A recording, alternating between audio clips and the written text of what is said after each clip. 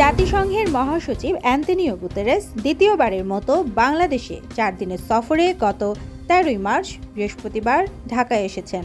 সফরের তৃতীয় দিনে আজ শনিবার 15 মার্চ বিভিন্ন কার্যক্রমে ব্যস্ত সময় কাটাবেন জাতিসংঘ মহাসচিব। দিনের শুরুতেই সকাল 9টায় ঢাকায় জাতিসংঘ কান্ট্রি ট্রিম ও বাংলাদেশের মধ্যকার একটি বৈঠকে যোগ দিয়েছেন তিনি। এরপর রাজধানীর জাতিসংঘ আবাসিক সমন্বয়কারী কার্যালয়ে যাবেন অ্যান্তোনিও গুতেরেস। সেখানে 50তম বার্ষিকী উপলক্ষে আয়োজিত আলোকচিত্র প্রদর্শনী দেখবেন এবং আনুষ্ঠানিকভাবে জাতিসংঘের পতাকা উত্তোলন করবেন জাতিসংঘ মহাসচিব। দুপুরে বিএনপির প্রতিনিধি দলের সঙ্গে সংস্কার প্রস্তাবনা নিয়ে একটি গোল টেবিল আলোচনায় হোটেল ইন্টারকন্টিনেন্টালে যোগ দেবেন তিনি। এ বৈঠক শেষে তরুণ এবং সুশীল সমাজের প্রতিনিধিদের সঙ্গে একটি বৈঠকে অংশ নেবেন গুতেরেস।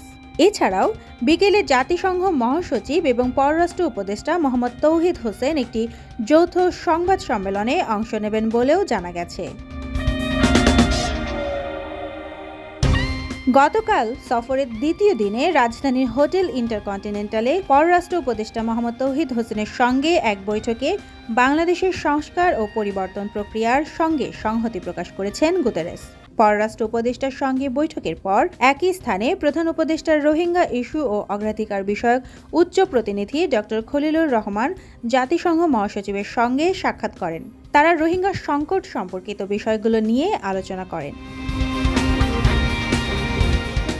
এরপর জাতিসংঘ মহাসচিব প্রধান উপদেষ্টার কার্যালয়ে ডক্টর মোহাম্মদ ইউনূসের সঙ্গে সাক্ষাৎ করেন। প্রধান উপদেষ্টার উদ্যোগে কক্সবাজারে রোহিঙ্গা শরণার্থী শিবিরে রোহিঙ্গা জনগোষ্ঠীর প্রায় 1 লাখ লোকের সঙ্গে শুক্রবার ইফতার করেন প্রধান উপদেষ্টা প্রফেসর মোহাম্মদ ইউনূস এবং জাতিসংঘ মহাসচিব অ্যান্তোনিও গুতেরেস।